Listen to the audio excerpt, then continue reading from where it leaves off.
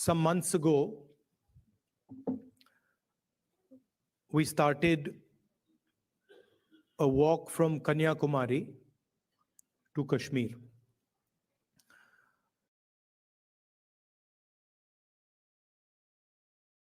Prior to walking, we were finding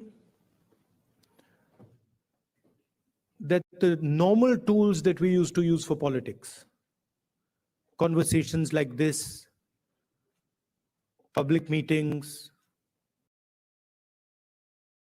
was simply not working anymore. All the instruments that we needed to do politics in India, they were controlled by the BJP and the RSS.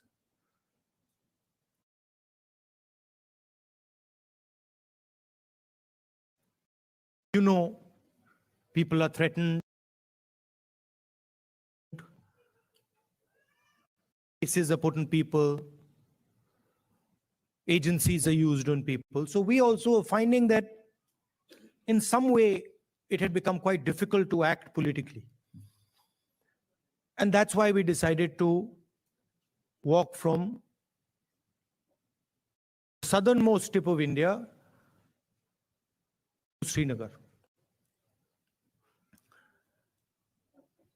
And when we started, I thought, okay, देखेंगे क्या होता है.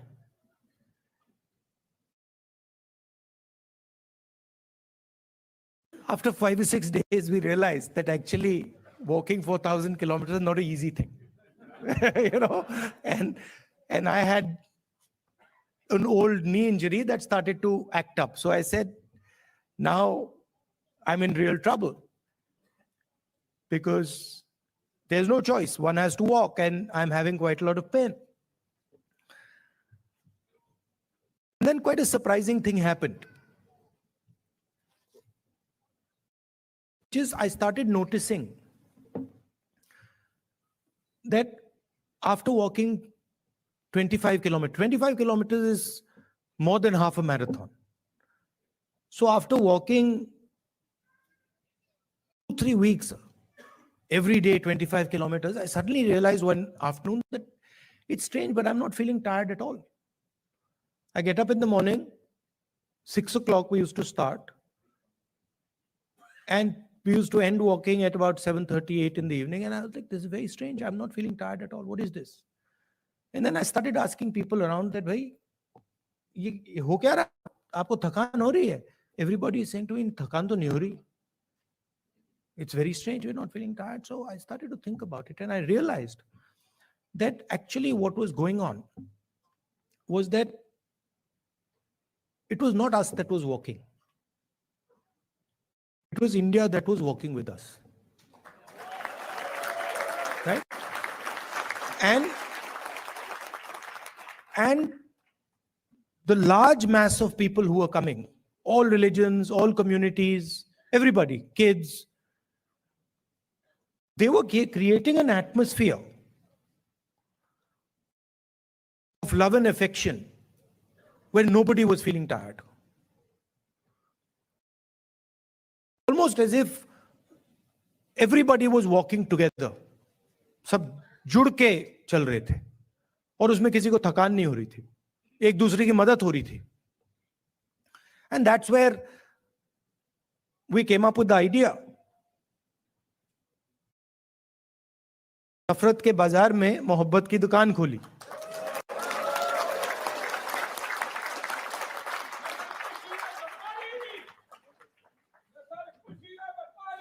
Welcome, welcome.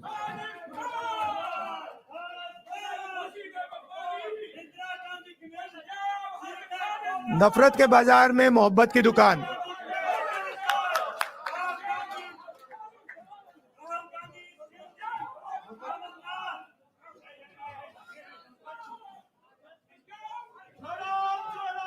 Bharat जोड़ो.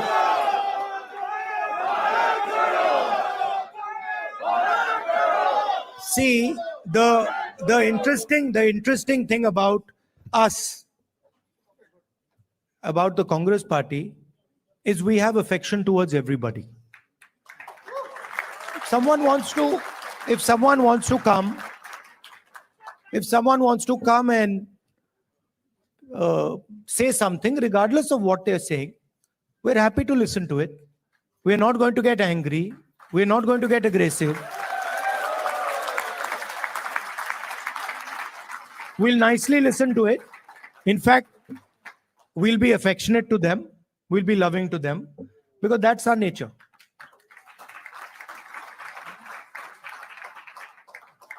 So we found that when everybody started working together, completely different type of energy started coming. And I noticed that the government tried everything. मतलब जो भी उनमें ताकत थी, उन्होंने यात्रा को रोकने में लगा दी. टीवी से उतार दिया, पुलिस को यूज किया, मगर कुछ काम नहीं कर रहा था. और जो यात्रा का इफेक्ट था, वो बढ़ता जा रहा था.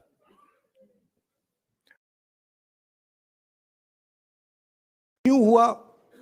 क्योंकि आप सबने हमारी मदद की. सिर्फ not only in India, Bharat Jodo is an idea that is in all your hearts. And it is about respecting each other and being affectionate to each other. It is about not being violent towards each other, not being arrogant. I can see my Sikh brothers here. Your Guru Nanak Ji, his entire life was about this only. That be humble, right? Be humble, be affectionate. And we walk nothing compared to Guru Nanak Ji. I read somewhere that Guru Nanak Ji had gone all the way to Mecca, Saudi Arabia. He had gone to Thailand. He had gone to Sri Lanka. So these giants were doing Bharat Jodo much before we were born. Right? And I can say the same. I can say the same for my friends from Karnataka, Basavana Ji, my friends from Kerala, Narayana Guru Ji. Yeah, so every state in India has had these giants. Adi Shankaracharya, everywhere. I mean, and every single one of them said, listen to each other, be respectful, not just of your own religion, not just of your own language, not just of your own culture. Be respectful for all cultures, all religions, all languages, because they are in fact the same.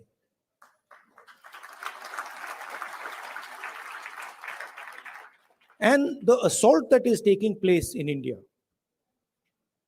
it's taking place on our way of life. Sam Pitroda ji said that he grew up with all people living happily. Different languages, different religions. And that is what is being attacked.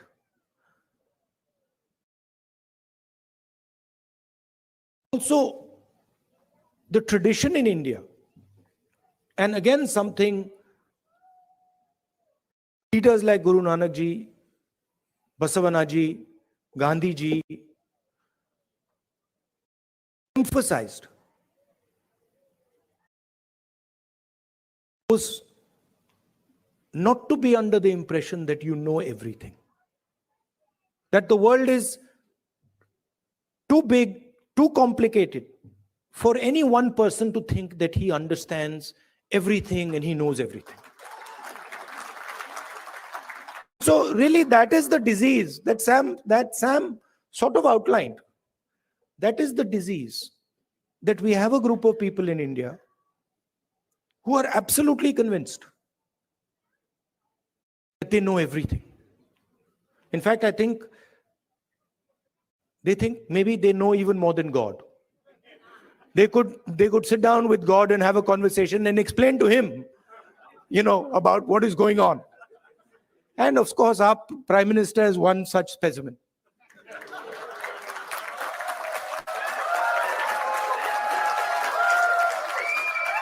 I think if you sat Modi ji down next to God, Modi ji would start explaining to God how the universe works.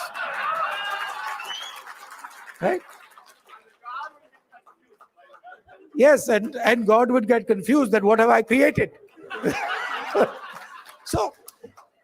So these are funny things, but really this is what is going on. We have a group of people, who understand everything. They can speak to scientists and explain science to them. They can, speak to historians and explain history to them. They can explain, warfare to the army, flying to the Air Force, whatever they want, they can, And at the heart of it is mediocrity. That they actually don't understand anything. Because in life, you cannot understand anything if you're not ready to listen. There's something, the biggest lesson I learned from Bharat Jodo Yatra, that there is something to learn from everybody. We are much older than those children. But I can guarantee you, they can teach us all how to sing. I was looking at them and I was saying, I can't sing like that. It's impossible.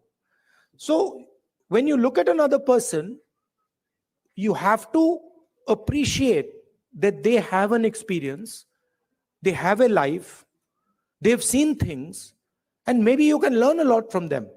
Maybe if you open your ears, you can listen to them and learn from them. And that is actually the Indian tradition. If you look at our country, you will find that our country has the ability to absorb any idea that comes. India has never rejected any idea. Everybody who has come to India has been received with open arms, and their ideas have been absorbed in India. And that is the India that we like. India that respects the rest of the world, India that is humble, India that listens, India that is affectionate. And that is the India that you represent. You would not be here if you did not agree with these values. You would, if you believed in anger, hatred, arrogance, you'd be sitting in a BJP meeting. Right? And I would be doing Man Ki Baat.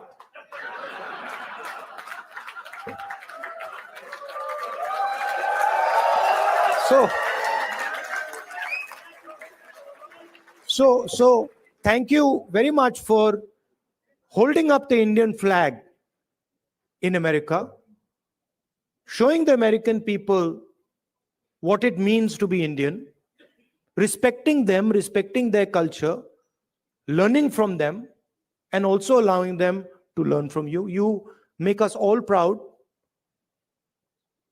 When we think of our country, you're all our ambassadors.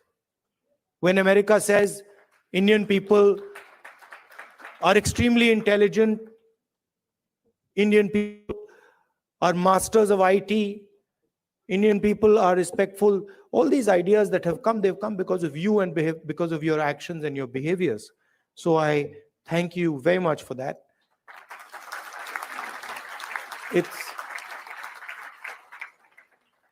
I came here this morning. Sam organized the flight. I arrived 16 hours. After 16 hours flying, 6:30 in the morning. I thought I'd be tired, but I'm not tired at all because of the energy that you have given me. Thank you.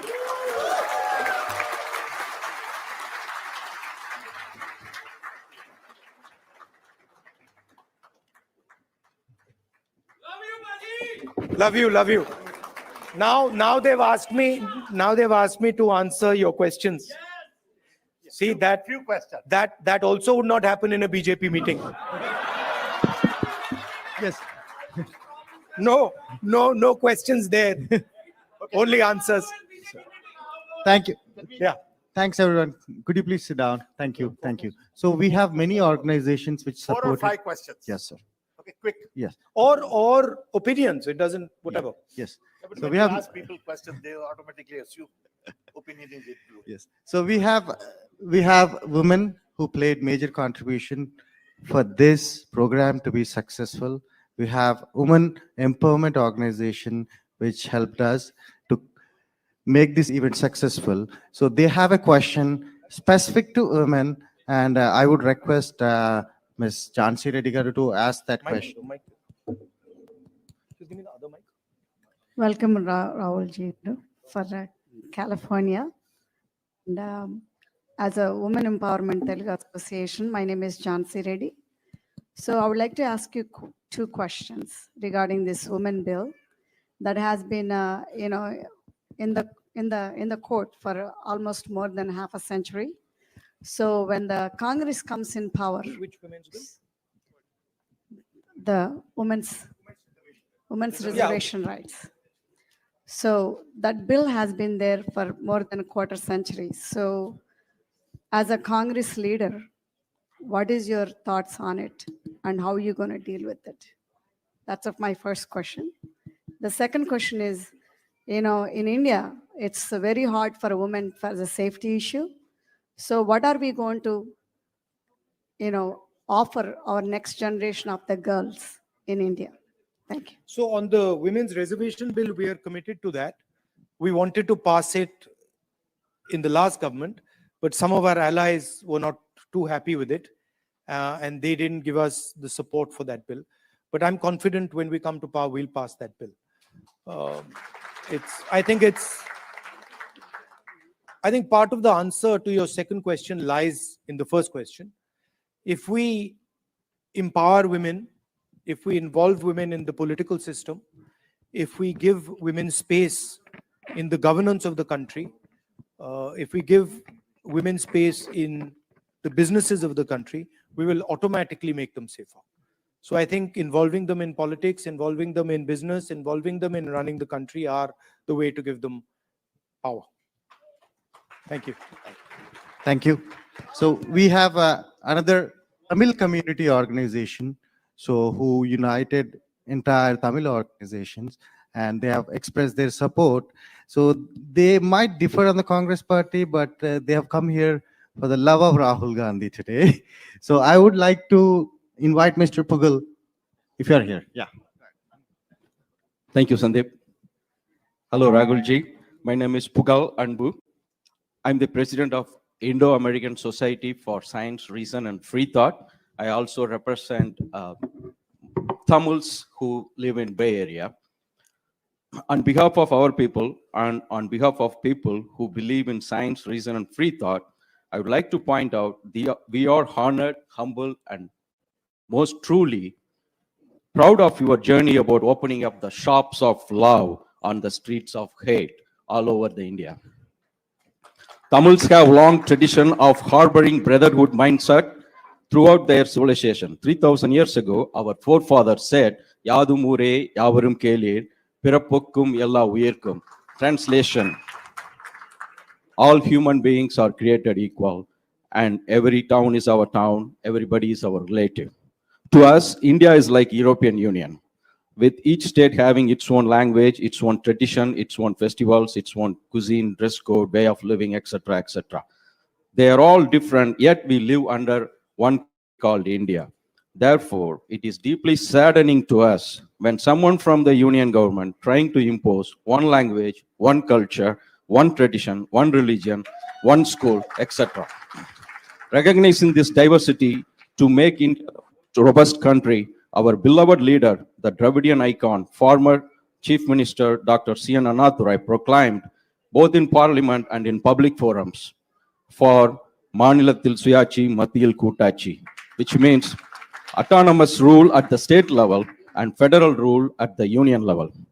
Dear Rahulji, you have studied in America and you have traveled within United States extensively, and you know much better than anyone else in this room that America is the best example of federalism. Each state has its own constitution, its own Supreme Court apart from federal laws. Whereas in India, Congress party did have its own share of problems in the past. But the times have changed. The new thinking has emerged, and you are the epitome of the new thinking. You are the beacon of hope and the streets of hate in India. Therefore, my question to you is that, like United States of America, what's your thought on making India as a true United States of India? Thank you, Jay. If you read our constitution, the definition of India in the constitution is a union of states. And within our constitution is the idea that the languages, cultures, histories of each one of our states has to be protected under the union. So what you're talking about is already incorporated in our constitution. It's already there. The BJP and the RSS are attacking that idea that you mentioned, and also the Constitution of India. That's the fact. Now, for me personally,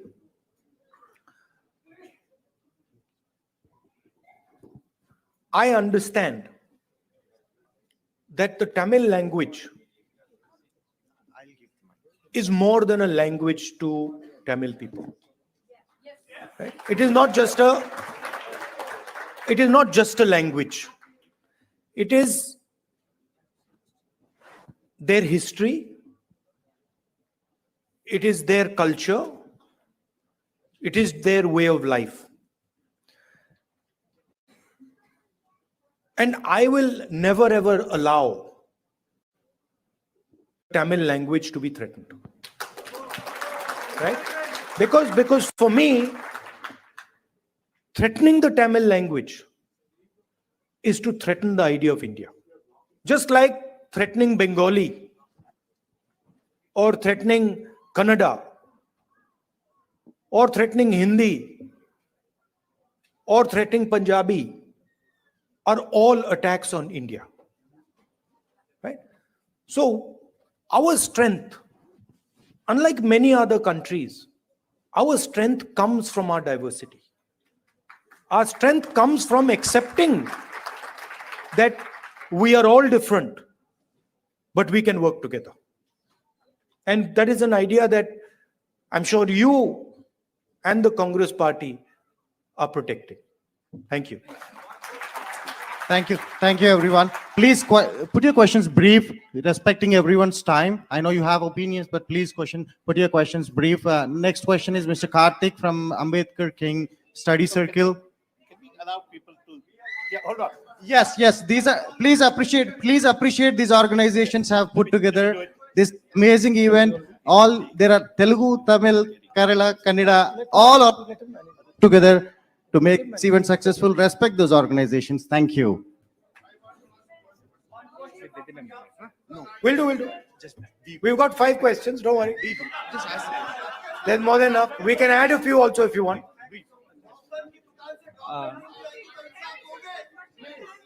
Hello Rahul ji, I am Ganapati from the Ambedkar King Study Circle. First of all, welcome to San Francisco Bay Area. We wholeheartedly thank you for taking up the fight against the fascism. So this rise of fascism is not a mere coincidence. So we believe in the social and the economic equality in the society, and the inequality actually creates a conducive environment for fascism to emerge. So my question is what is the plan of the Indian National Congress to uproot the economic and the social inequality which creates this condition for fascism in the Indian subcontinent and also at the global level? One of the things that we are suggesting is when we were in government, we had carried out a caste census. And the idea behind the caste census was to take an X-ray of Indian society, right? To find out what are the exact demographics of our country, right? What are the different communities? What are the different castes? How many people in each community, how many people in each caste, because without understanding our demographics and without understanding who is who, it is very difficult to distribute wealth, distribute power effectively. So that was one idea that we had. And we've been putting pressure on the BJP to release the caste census, the numbers in the caste census. They are, of course, not doing it. And we'll continue to apply pressure. And if we come to power, we will do that. But we are committed as the Congress party to make India a fair place. And we understand deeply that India today, in terms of its treatment of Dalits, tribals, poor people, minorities, is not a fair place, right? And there's many things that can be done. There is the Nyay scheme that we had, which was aimed at providing a minimum income to all Indians.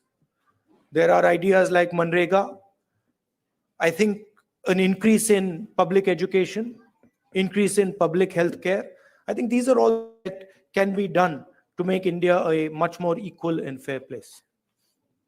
Thank you. Thank you. We have our next question from Silicon Valley Christian community, Mr. Jay.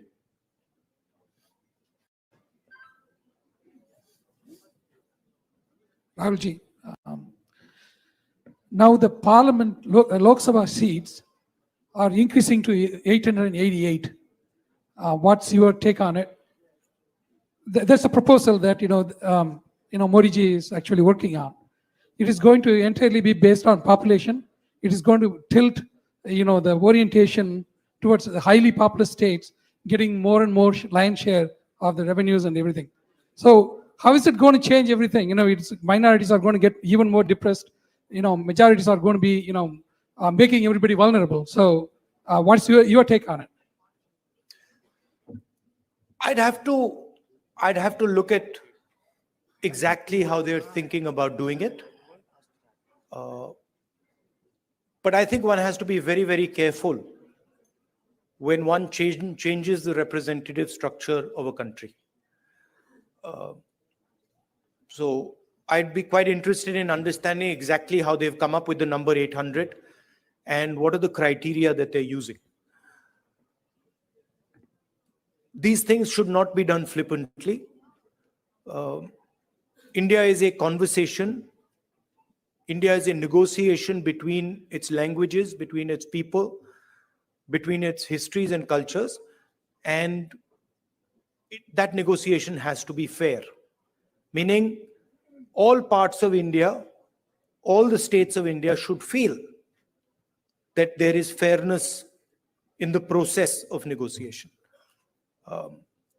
If I see exactly how they're coming up with 800 and what is the design, then I would be able to answer whether I agree with the number 800, but I haven't seen the way they're calculating it. Thank you. Yes. Yeah.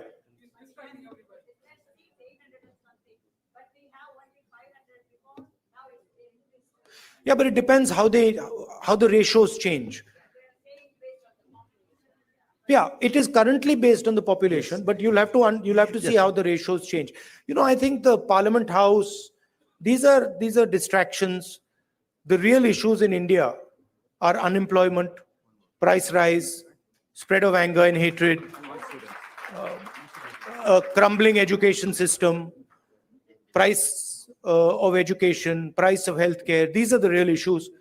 BJP can't really discuss them, so then they have to do the whole scepter thing, lying down and doing all that. So, aren't you happy I'm not lying down? Thank you. Thank you. One more question from Bay Area. One more question. भैया One more question. भैया मगर disturb मत कीजिए. One more question. हाँ, So this करेंगे, is from the Bay Area Muslim community. Please Insaf respect the करेंगे. community. One question from the Bay Area Muslim community. This is Mr. Mohammed Khan. Please go ahead.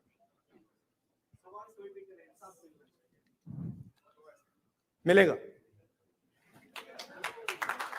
Rahul ji, thank you so much for coming all the way here.